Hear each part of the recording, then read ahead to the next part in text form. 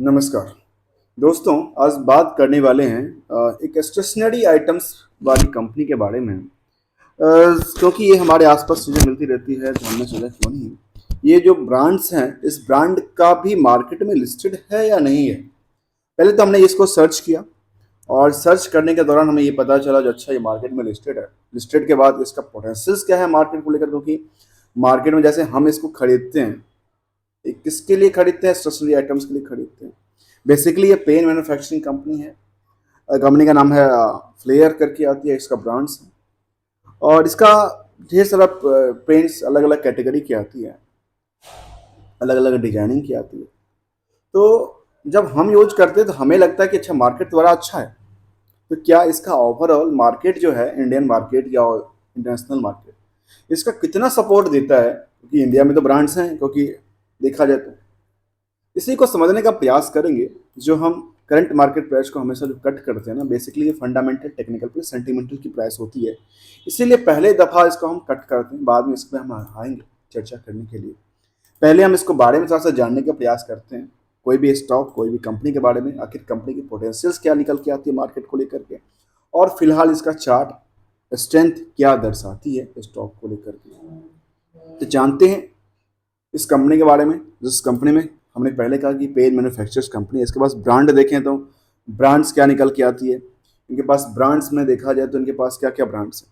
ये कहती है from the nation to globals brands हैं। You are find quality product from that anticipates and the satisfy people daily needs, जो कि daily आवश्यकता होती है इनसे सब चीज़ों की। इनके ब्रांड में देखेंगे तो ब्रांड में ढेर सारा ब्रांड्स है इनके पास। पेन की ब्रांड्स फ्लेयर है, हॉसलर है, पेरिस कैडिन है, जूड है, जुक्स है। स्टेशनरी आइटम भी है इसके पास, जहाँ पे ये शायद फ्रेयर क्रिएटिव की बात करते हैं, हॉसलर आर्ट्स की बात, मतलब छोटे बच्चे के लिए जो आर्ट्स की बुक आती है उसमें काम काज करती नजर आती है। डिजाइंड हाउस होल्ड में देखने को मिलती है। मतलब इनके प्रोडक्ट ढेर सारा, ब्रांड्स बहुत ज़्यादा नहीं है, ऑलमोस्ट तीन छः के ब्रांड्स, छः सात ब्रांड इनके पास है। और ये क्या क्या क्या इवेंट लेके आती है मार्केट को लेकर के, क्या क्या पोटेंशियल्स है उसको समझते हैं पहले। कंपनी बहुत पुरानी कंपनी है, 1976 में कंपनी बनी थी as a Flair Writing Industries. Basically इनका काम है राइटिंग इंडस्ट्री, और engage in the developing and the manufacturing writing instrument. पता है ना राइटिंग इंस्ट्रूमेंट में क्या आती है? पेन आती है, जैसे मार्कर आता है, पेंसिल्स आती है। It is amongst the top 3 player in the overall writing instrument industries, और 3 प्लेयर्स निकल के आती है इसमें। अब आते हैं इसकी थोड़ा पोटेंशियल की बात कर लें। सबसे पहले बात करेंगे इंडस्ट्रियल की पोटेंशियल और स्टॉक की पोटेंशियल। जो इंडस्ट्रियल की पोटेंशियल्स है, क्योंकि डिजिटल जमाने आने के बाद भी जहाँ पे डिजिटल कंपनी में अच्छा खासा परफॉर्मेंस करती नजर आती है, वहाँ पे बिना डिजिटल वाली कंपनी, अर्थात जो पेन पेपर पे कामकाज करती हो, इसकी पोटेंशियल्स, इंडस्ट्री की पोटेंशियल 26%। और इसी लेवल पे देखा जाए तो स्टॉक की पोटेंशियल्स नियर अबाउट द 27%, अर्थात समतुल्यता के आसपास कामकाज करती है। कोई बड़ी सी पुलबैक या डाउनफॉल देखने को नहीं मिलती। अब आते हैं इन दोनों के बीच बुक वैल्यू कितनी है। बुक वैल्यू है 84-85 रुपये का। इस स्टॉक की बुक वैल्यू 85 रुपये का, और फेस वैल्यू है 5 रुपये का। इसके बाद इंपॉर्टेंट टॉपिक ये होता है, जो क्या कोई कंपनी लोन पे चल रही है या लोन है नहीं है। तो डेट्स देखा है तो डेट्स क्या है इसके पास। कंपनी के पास डेट्स ऑलमोस्ट फ्री है, 0.06% के आसपास निकल के आती है। लेकिन लेकिन लेकिन लेकिन लेकिन लेकिन मैं क्यों कर रहा हूँ, बहुत बहुत बड़ा लेकिन, करंट रेशियो इसका काफी बड़ा है, 5.31। अर्थात करंट रेशियो, पता है ना, करंट एसेट्स करंट लायबिलिटी को कंपेयर करने के लिए करंट रेशियो इनका काफी बड़ा है, 5.31 के आसपास। इंट्रिंसिक वैल्यू की तरफ ध्यान दें, इंट्रिंसिक वैल्यू जो है वो बुक वैल्यू से ज्यादा है, चलेगा। अब चलते हैं इन सबको एक बार मर्ज करते हैं। जो हिस्टोरिकल डेटा देख कहती है ईपीएस 11.2, आरओसी कहती है 22.6, आरओई कहती है 18.0। अब आते हैं पोटेंशियल कहाँ पे, प्रोमोटर्स होल्डिंग। प्रोमोटर कहती है हमारे पास कितना है, करीब 79% की नियर अबाउट द होल्डिंग। और यहाँ पे अच्छी बात ये कंपनी की प्रमोटर ने कोई भी अपनी होल्डिंग को लेकर के प्लेस नहीं किया, ये इनके लिए थोड़ी सी अच्छी चीज़ है, अर्थात इनके प्रोमोटर्स को पैसे की जरूरत नहीं। अब कहती है, अब आते हैं प्राइस टू बुक वैल्यू और करंट मार्केट प्राइस, जो कि फंडामेंटल टेक्निकल, अभी टेक्निकल पर जाएंगे, टेक्निकल समझने का प्रयास करेंगे, फिलहाल हम यहाँ पे ले लेते हैं और उसके सेंटिमेंटल पे जाएंगे, जो कि लेटेस्ट अपडेट के निकल के आएगा कंपनी में क्या लेटेस्ट अपडेट है वहाँ पे। इस बेसिस पे देखा जाए इंक्लूड करके तो ये 304 रुपये का प्राइस आती है, जो कि फिलहाल बुक टू प्राइस वैल्यू कितने पे कामकाज करती है, 3.63% टाइम्स के आसपास, अर्थात 363% जंप कर चुका है। कहाँ से? बुक वैल्यू से। तो क्या पोटेंशियल निकल के आती है, जो कि डिजिटली कंपनी नहीं है, पेन पेपर पे काम करती है, केवल पेन बनाने वाली कंपनियां हैं, जिसकी पोटेंशियल BSE पर लिस्टेड है, और लिस्टेड के बाद इसका कितना नंबर ऑफ शेयर लिस्टेड है वो भी बताऊं। नंबर ऑफ शेयर की बात कर लेते हैं, एक बार एक नज़र डालें, यहाँ पे हमें एक अच्छा फिगर चाहते हैं।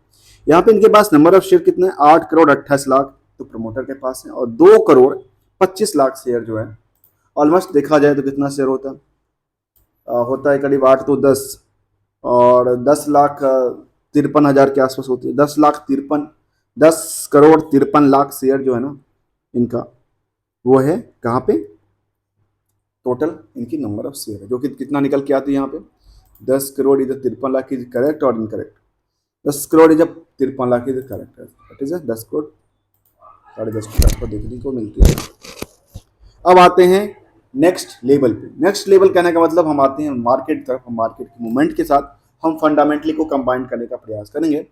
यहाँ पे देखा जाए तो मार्केट में जो प्राइस थी वो सेंटिमेंटल सब इंक्लूड करने के बाद 303 रुपये के पास, क्या ये 303 रुपये गिरावट वाली पोजीशन थी या चढ़ने वाली पोजीशन थी? यहाँ पे स्टॉक में देखा जा सकता है ये एक लंबी सी गिरावट थी, यहाँ पे 500 तक स्टॉक गया था। अब क्यों गया था, कैसे गया था, इसके बाद मुझे लगता है लिस्टिंग अभी हुई थी या कुछ ऐसा था, यार 23 की डेटा है दिसंबर का, क्या इसका लिस्टिंग तो नहीं हुआ था? तो हम लिस्टिंग गेन की तरफ एक नज़र डालने की प्रयास करते हैं, क्योंकि इससे थोड़ा सा क्लैरिटी और आएगा। एक मेरे पास वेबसाइट है जहाँ पे वो लिस्टिंग वाली इंफॉर्मेशन देती है, तो मैं यहाँ पे सर्च करने का प्रयास करता हूँ। कंपनी जिसका नाम है फ्लेयर करके आती है, तो देखिए फ्लेयर की हमारे पास इंफॉर्मेशन आ गई, और ये कंपनी रिसेंटली लिस्टिंग हुई थी। लिस्टिंग के बाद का क्या पोटेंशियल है मार्केट को लेकर के, जिस डिजिटल जमाने में लिस्टिंग हुई पेन इंडस्ट्रीज की, वो कंपनी कहती है जो हमारे पास क्या था, राइटिंग इंस्ट्रूमेंट बनाती है, और 45 साल का एक्सपीरियंस हमारे पास मार्केट में। और IPO लिस्टिंग आई थी रिसेंटली, तो IPO की प्राइस पे नज़र डालेंगे, 304 के आसपास प्राइस आई थी। फिलहाल मार्केट लिस्टिंग हुई थी 501 पे, उसके बाद मार्केट क्या हुआ, धराशाही से गिरता गया, क्योंकि यहाँ पे अच्छी खासी प्रॉफिट बना के निकल चुकी थी। चर्चा करते हैं इसी क्रम को, मतलब लेटेस्ट IPO आई थी पिछले अभी दिसंबर का 6 महीना हुआ है, इसमें क्या डेटा निकल के आती है वो भी समझने का प्रयास करेंगे। 52 की तरफ नज़र डालें एक बार तो 512, लो की तरफ देखें तो 247, इन दोनों में कितना का फर्क आती है, 250 इंटू 2, अर्थात सीधा सीधा देखें तो कितना, दोगुना से ज़्यादा तो इंक्रीज कर रहा है ना, 200%। 200% का कहाँ से जंप है, एक बॉटम से हाई लेवल के लिए। लेकिन क्या ये बॉटम्स लेवल और हाई लेवल की क्या तुलना किया जा सकता है, जो कि फिलहाल 304 पे, अर्थात ये बॉटम लेवल पर आने के बाद मार्केट दोबारा सस्टेन करती नजर आई, जो कि हम चार्ट में देख सकते हैं। बॉटम लेवल पर आने के बाद जब बॉटम लेवल बिल्कुल आ गई मार्केट, उसके बाद मार्केट क्या हुआ, उसके बाद सस्टेन करती नजर आई है मार्केट, उस से थोड़ा सा पुल बैक की तरफ बढ़ती नजर आती है स्टॉक्स में। अब आते हैं इसका लेटेस्ट में कुछ निकल के आती है, इसके चार्ट को एक नज़र डालने का प्रयास करते हैं, जहाँ पे हम पिछले 6 महीने के चार्ट ले लें तो 6 महीने के चार्ट में ये स्टॉक में क्या थी, एक गिरावट हुई थी, और गिरावट एक लंबी हुई थी। जब जैसे लिस्टिंग के बाद क्या हुआ, लिस्टिंग के बाद लगातार मार्केट गिरी, मार्केट गिरने के बाद सस्टेन नहीं कर पाई थी, उसके बाद दोबारा मार्केट ने जंप लगाना चालू किया, और फिलहाल ये मार्केट एक स्टेबिलिटी के आसपास सस्टेन करती नजर आती है। इसकी स्टॉक प्राइस जहाँ पर हम 3 महीने के चार्ट में देख सकते हैं, जिस यहाँ पे स्टॉक ने लंबी सी उछाल आई थी, उछाल के बाद मार्केट एक सस्टेन करती नजर। फिलहाल इसकी प्राइस को भी देखा जाए, एक नज़र हम डालें तो फिलहाल इसकी प्राइस मुझे लगता है कि एवरेज प्राइस के आसपास यदि दोबारा आती है तो मार्केट फिलहाल यहाँ से दोबारा बुलिश नज़र आ सकती है, क्योंकि एवरेज प्राइस के आसपास से मार्केट इसका एक तरह नज़र डालते हैं। क्योंकि ये लोग अक्सर कहते हैं ना, कुछ आती है, कुछ कमेंट्स आती है, सर आपका इसका ना कमेंट्स में ये आती है जो इसका सपोर्टिंग क्या है, टारगेट किया। दोस्तों मैं आपको टारगेट और सपोर्टिंग की बात नहीं कर रहा हूँ, जो चार्ट यहाँ दर्शाती है मैं चार्ट की बेसिस पे कहता हूँ।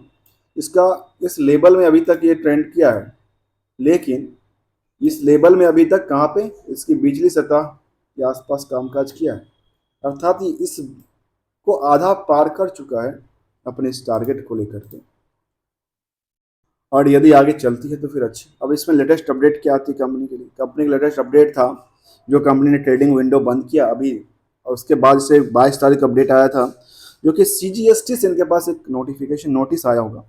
कहती है लाइबिलिटी रिसिप्ट फ्रॉम द अंदर, इनके पास एक नोटिस आया था CG। अब क्या नोटिस था उस पर एक नज़र हम डालने के प्रयास करते हैं, क्या कंपनी ने क्या किया था। और ये केवल छोटी कंपनी नहीं, बड़ी बड़ी कंपनी के पास भी आती है। कहती है जो company has received the two notice of the intimation of the liabilities under the 73 of the 7 and 74 of the CGST act, जो कि GST है, named of amalgamated company mister MS fair distributors private limited, जिसके साथ ये merger किया था ना अपनी कंपनी को, पता इनकी हमने मर्ज किया था, उसका नोटिस था, और उसके बेसिस पे उनके पास ये नोटिस आया है। और क्या नोटिस में क्या था, कुछ ऐसा अमाउंट्स की बात कर रहे हैं, क्या बात कर रहे हैं, तो कंपनी कहती है जो हमारे पास क्या था 13 जुलाई को हमारे पास हम 2023 में ये था। उसके बाद कमिश्नर निवेशन एनेक्चर 1 में क्या दिया उन्होंने, एनेक्चर 1 में दिया जो इसके पास कितना अमाउंट्स का था। कहती है the company has received 2 notice of the intimation of the liability of the under, जो कि अमाउंट था कितना 2,61,00,000 पहला, इंक्लूडिंग पेनल्टी इंक्लूडिंग टैक्स, इसमें टैक्स इंक्लूडिंग था 1,44,00,000, पेनल्टी ऑफ द कितना 21,60,000, इंक्लूडिंग इंटरेस्ट 90 करीब ना कितना इंटरेस्ट है, एंड इंटरेस्ट कितना है 95,00,000 था 1 करोड़ 2020-21 का है। फिर उन्होंने 20-21 में दूसरा नोटिस 1,47,000 की बात करते, ये इनके पास ऐसा नोटिस आएगा। और इन्होंने कंपनी कुछ GST में कुछ कंप्लायंस में थोड़ा सा इशू आया होगा, जिसकी वजह से यहाँ पे देखने को इनके पास ये नोटिस कहाँ से, सेंट्रल से मिला। इससे पहले भी एक नोटिस मिला था उनको 15 तारीख को, वो भी लगता है यही नोटिस है, कुछ अलग नोटिस है। उसके बारे में कंपनी कहती है जो कंपनी के पास जो नोटिस मिला वो किसके लिए मिला था, और लगातार इनके पास नोटिस मिलता रहा। क्या है इसका नोटिस का मामला, इससे पहले भी उनके पास नोटिस मिला और वो नोटिस का पोजीशन था 1,78,00,000, मतलब 2 नोटिस मिला, दोनों अलग अलग डेट में, अलग अलग जो लगता अलग अलग मिला, जहाँ की कहाँ से मिला, सूरत से मिला इनके पास ये division assistant commissioner of state tax मिला था ये, और ये स्टेट टैक्स से था तो वो मुझे लगा सेंट्रल टैक्स से था, कैसा ये स्टेट टैक्स से, अच्छा स्टेट टैक्स से था तो ये फिर कहाँ से मिला था, तो बस एक नज़र डालते हैं दोबारा दोस्तों, क्योंकि पास इन्फॉर्मेशन होना जरूरी है ना। और ये मिला था इनके पास कहाँ से, वो भी स्टेट टैक्स का ही देखने को मिला है, अंदर सूरत का मिला, 2 अलग अलग नोटिस इनके पास मिला। टाइम फ्रेम क्या था इसका पास 15 जून के बाद, तो भैया 15 जून को मार्केट में इसका क्या साथ दिया या गिरावट देखने को मिली। 15 जून को क्या हुआ इसके, 15 जून को मार्केट में इनका 10, 11, 12, 13, 14 और 15, अर्थात इसके बाद मार्केट में थोड़ा सा लगा कि पैनिक, और पैनिक के पास जैसे कुछ पेनल्टी का प्रोविजन आया तो मार्केट थोड़ा सा पैनिक हुआ, लेकिन दोबारा चलना चालू किया, मार्केट सस्टेन करती नज़र आ रही है फिलहाल। अब आते हैं आगे, इसका लेटेस्ट कॉर्पोरेट एक्शन में कुछ है नहीं, क्योंकि नया कंपनी है, लिस्टेड कंपनी है। इसके रिजल्ट को देखा जाए एक नज़र में तो रिजल्ट में क्या निकल के आती है, रिजल्ट में ये निकल के आती है इसका जो रिवेन्यू था वो इंक्रीज करता है, प्रॉफिट इंक्रीज करती है, ऑपरेटिंग प्रॉफिट मार्जिन इंक्रीज करती है, नेट प्रॉफिट मार्जिन, मतलब इनके चारों के चारों फैक्टर यदि स्टैंड डाउन के हिसाब से देखा जाए तो स्टॉक की सबकी सारे की सारे इंक्रीज करती नज़र आती है। इसी को हम समझने का प्रयास करेंगे क्वार्टरली डेटा जो अवेलेबल है कंसोलिडेटेड डेटा की तरफ। कंसोलिडेटेड डेटा इसके बारे में क्या कहती है उसमें एक नज़र डालें तो कंपनी 232 करोड़ से जंप करते हुए कहाँ पे 250 करोड़ पे जाती है, मतलब एवरेज थोड़ा थोड़ा करके जंप करती है, बहुत बड़ा पुल बैक नहीं देखने को मिला, ये क्वार्टरली बेसिस की बात कर रहा हूँ। इसके बाद सेल्स भी देखा जाए तो सेल्स में क्या निकल के आते करीब 34 करोड़ के आसपास प्रॉफिट इस क्वार्टर में, इससे पहले भी 33 करोड़ के आसपास का प्रॉफिट बना चुका है। तो मतलब कंपनी के पास एक एवरेज सस्टेन करती, मतलब प्राइस में उतनी बड़ी पुल बैक नहीं थी, ऑपरेटिंग प्रॉफिट मार्जिन में क्या लगती है उतनी बड़ी वो नहीं थी, क्या कहते हैं डाउनफॉल या पुल बैक नहीं थी, नियरली एवरेज आसपास 20-21% के आसपास कामकाज करती नजर आई। अर्थात ये देखा है ऑपरेटिंग मार्जिन में 20% का मार्जिन बनती नजर आई। बात है ईयरली डेटा। ईयरली डेटा क्या कहते हैं इसके बारे में, जहाँ पे 17 में 417 करोड़ का 19 करोड़ का था, वो कहाँ पे 24 में कहाँ पे चली जाती है, 7 साल में डबल से ज़्यादा। अर्थात इसको 225% मान लेते हैं, इसको 225% का जंप किया है। कब से, पिछले 2017 से लेकर के 24, 7 साल में कितना परसेंट जंप, सेल्स में 225% जंप।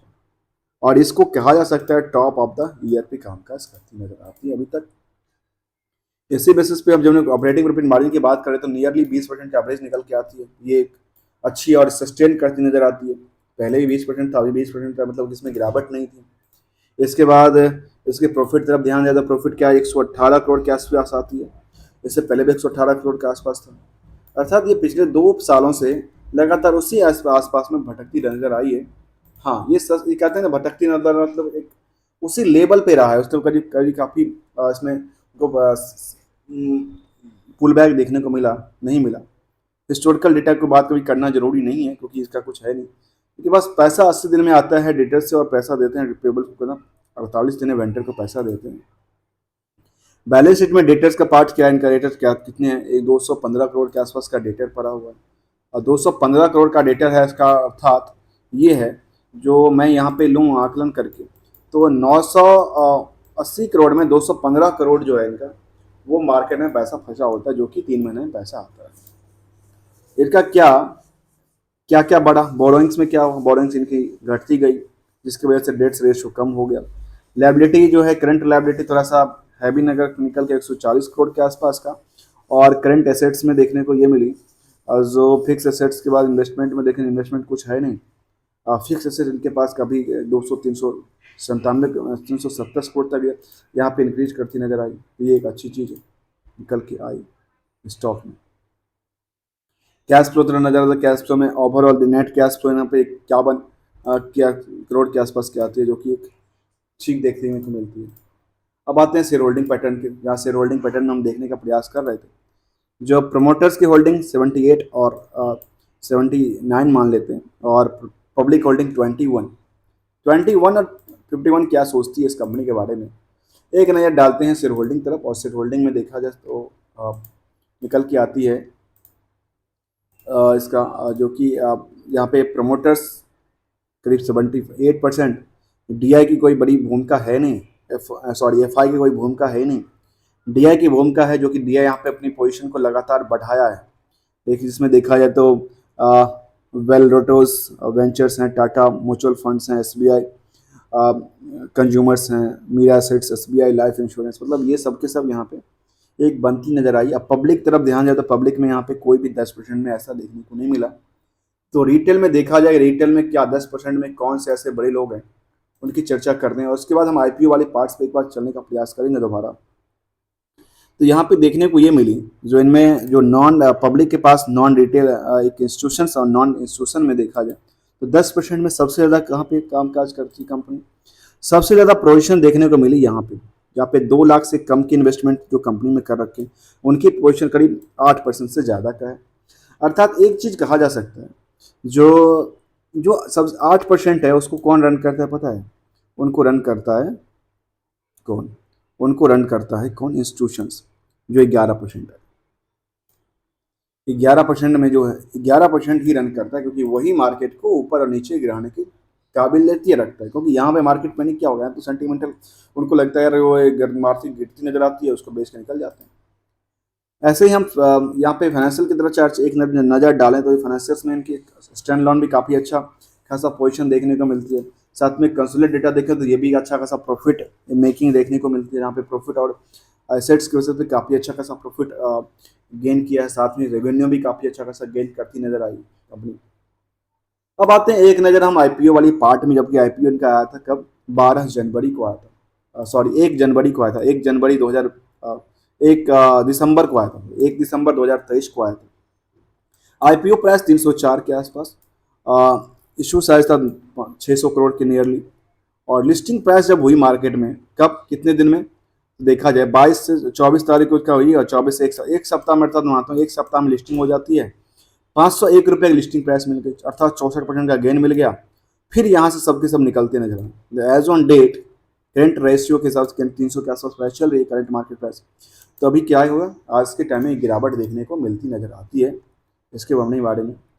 तो ये ओवरऑल का था। अब एज ऑन डेट में जो हमने परफॉर्मेंस देखा, जो जिसका क्या निकल के आई, गिरावट वाली पोजीशन थी, और गिरावट वाली पोजीशन फिलहाल यहाँ पे तो 15% के आसपास देखने को मिलती है। और पिछले 3 महीने में ग्रोथ भी देखने को मिला, तो ये ग्रोथ देखने को मिला पिछले 2 हफ्ते से, क्योंकि मार्केट दोबारा इसके पीछे नज़र आती है।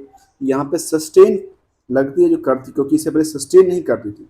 इससे पहले देखा जाए जहाँ से मार्केट गिरी थी, लगातार एक पैनिक की वजह से गिरती गई मार्केट।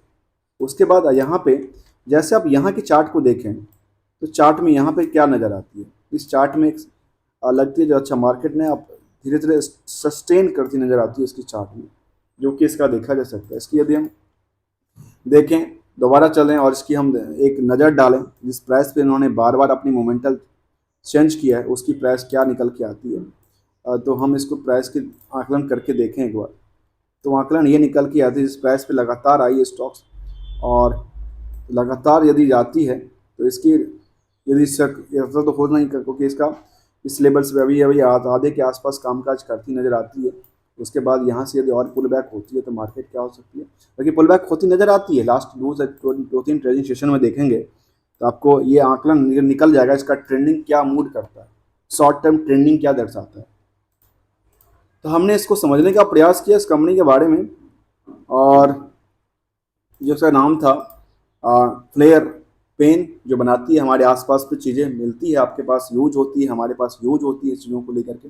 कोई रिकमेंडेशन या स्टॉक को एडवाइजरी नहीं है किसी खरीदने और बेचने को लेकर के, कम्प्लीटली लर्निंग पर्पज़ के लिए था, जो कि हमने कम्प्लीटली लर्निंग के लिए किया था, जो कि कंपनी क्या करती है, कंपनी के पोटेंशियल्स क्या है, कंपनी की एक्सपेक्टेशन क्या लेती है, मार्केट किस हिसाब से कामकाज करती नजर आती है, मैनेजमेंट इसके बारे में क्या सोचती है, हमने सब स्टेप बाय स्टेप समझने का प्रयास किया।